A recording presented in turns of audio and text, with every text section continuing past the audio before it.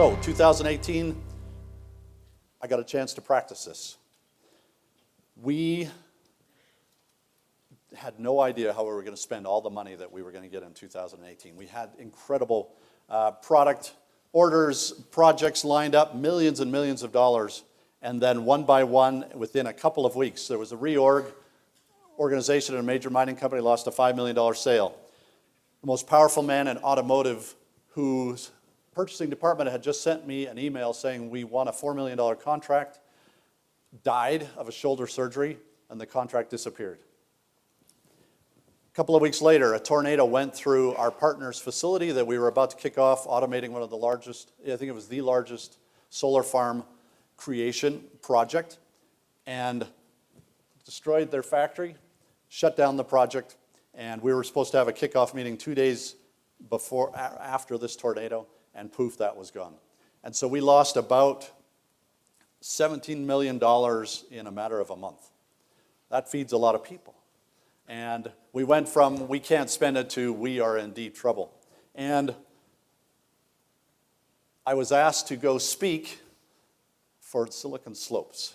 And I thought it was funny how they put in the advertisement, 4 incredible entrepreneurs shared their insights, and they were getting the crowd excited to see these brilliant entrepreneurs. And as I was driving to give this presentation and scanned my credit card, I realized that we had no money left. We had maxed out all of our lines of credit. The bank had given us all the money they could, and now my credit cards were all maxed. And ironically, as I was 400 yards from giving this brilliant speech about how to be successful, and I couldn't pay for my own gas. So that was a rough day. And someone took advantage of me and took $15 million out of our company, and because they could, because we were desperate. And I was so mad. And I was trying to figure out the words to put to my frustration that someone I had trusted took advantage of us in this moment and took that $15 million. And why did I shout for joy for this? Why did I volunteer for this? And I kept telling myself, I volunteered for this, shouted for joy, go team, what is it? And that changed the experience because it was a quest to find those nuggets. What am I supposed to learn from this? What muscle-ripping growth am I to get here so that I can get that bigger trophy later?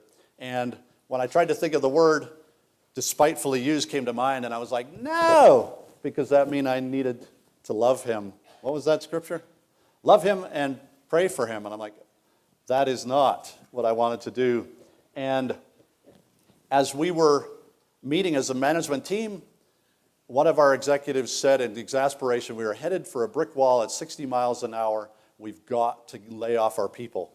And Devin, one of our executives, had given me this quote a couple of months before, and he said that great leaders would never put the people before profit, and that you keep the people. And so we decided as a team we were not going to lay off the 70 people that would allow us to make payroll in 4 weeks, and that we would ride it out, and that we would land our projects. And we were able to do it, and we were able to pull it off. It took a miracle. Cash Valley Bank was incredible in extending us the credit to make it. We were 24 hours from losing everything. And why? Why did I shout for joy for this? Well, one executive's kids, the one who said that we are heading for a wall at 60 miles an hour, his kids went home after that. He went home after that meeting, told his kids went to school and told the other employees' kids, and those kids knew that we cared about them. They knew that even if my house was up on the block, which it was, of losing everything, I put them first. And that is a reason to shout for joy, that our employees know that they mean the world to us. So what is your compelling why? You've got to find that. I found mine when I was over in Africa working with an orphanage, and this little kid was weeping in the corner because he didn't get to play with a phone, and I realized that he would never have a father to hug him and tuck him in at night. And for the 15-hour flight back home, I was tormented because I knew that I was too soft to lay anyone off, and I had someone who was leading one of our business organizations who was destroying us. 4 of our main partners said, I will not go to another meeting that he is in. his employees saw him programming one of his personal games that he was selling on the App Store. And it was killing the company, and I couldn't confront him and get him out of the business. But after 15 hours of anguish because I couldn't help this kid, because I couldn't go and confront him, pushed me to the limit. And I took him in, and if there's a viral video about how not to lay off a guy, I am in it. It was terrible. But I got through it, and I figured out where my fuel was. And so we created a foundation in my son's name, and every year we take employees down. I think we had 33 one year, 17 this last year, where we help kids in Guatemala with different things like nutrition and education and empowerment and entrepreneurship. So to end, I love what Ralph Waldo Emerson said. One of the illusions of life is that the present hour is not the critical, decisive hour. And as we talk about how to respond to things, that absolute ownership mindset of whatever's happening in your life, that if you turn that to the positive, if you think about it as a muscle-ripping, muscle-building experience, whatever that is, and I don't care if it's just who you're sitting next to today, if you thought that I shouted for joy to sit next to this guy and I volunteered for it, that changes your world. Because when you're sitting next to a guy on an airplane and you think, oh, I wonder why I shouted for joy to sit next to this person, you start to talk to them. And you have incredible experiences. From the mundane all the way up to the tragedies in your life, if you look at them with that mindset flip of, I chose this, I own this, you will get the muscle-building experiences that will pave the way for incredible success. So, discover your why, create the how, and then exercise that absolute ownership today. Love to help you with any questions you have. Right now, you can see and have links to the rest of those things that I've talked about as far as the businesses I'm involved in on mailtory.com, and would love to answer any questions you have now.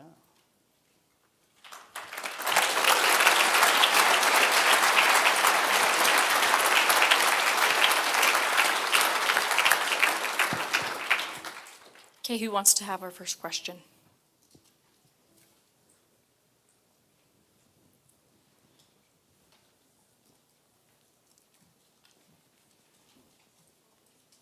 Well, one thing I didn't mention, and I can't give all the details, but that $15 million and passing that test of loving that guy saved the business. And it was hard, but it built a muscle in me of forgiveness and the willingness to let whatever happened happen. It paved the way for an incredible thing about 2 months later. And can't share all the details, but it was amazing how that turned to be the next trophy that I needed because I passed that test and was kind to that guy and treated him like a friend. Yeah. So, I'm trying to think how to best word this. Your presentation was really different than what I was expecting, partly because you own this automation and robotics company, and you've spoken very little about robotics.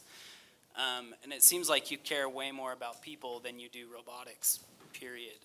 And you've kind of talked about how you got to that point, but I guess my question is how did you get to the point where you care more about the people than the thing that initially got you into what you're doing?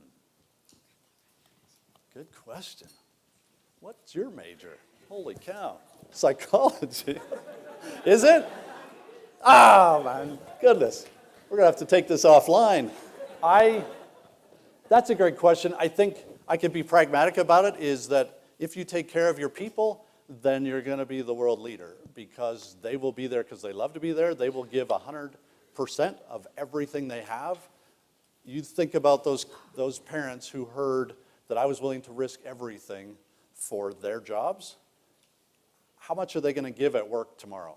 How much effort and creativity and devotion and loyalty versus taking 10% raise somewhere else? They know I'm going to take care of them. They know my goal is financial independence for them, and it's not more money for me. That gets me the best robots. So that's the pragmatic. That's not the warm, mushy answer. I went into the Congo and I meditated and I was transformed. I don't know. I don't know. Well, logically, it's the right answer,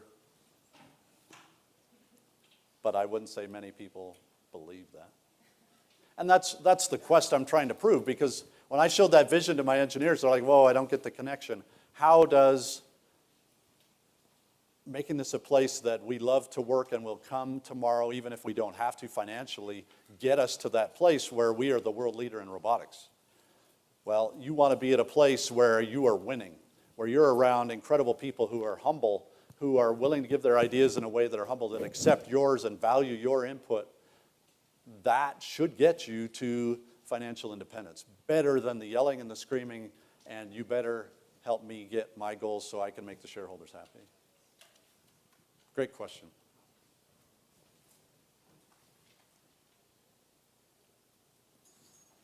Bueller?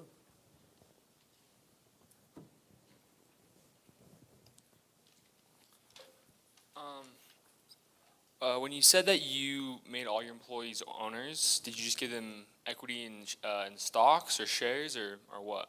Great How did question. how did that work? So that has also been a dilemma over the years, because we're not going public. We're not selling the company so that they will cash in on an exit. And we came to the model that the government put in place, and it's called an ESOP, Employee Stock Ownership Plan. And so that's a trust where every year we give them free shares like a 401k.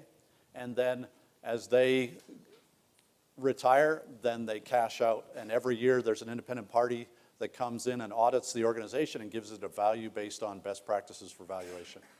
And so every year they're given an allotment, and the value of the company grows, and then their value grows.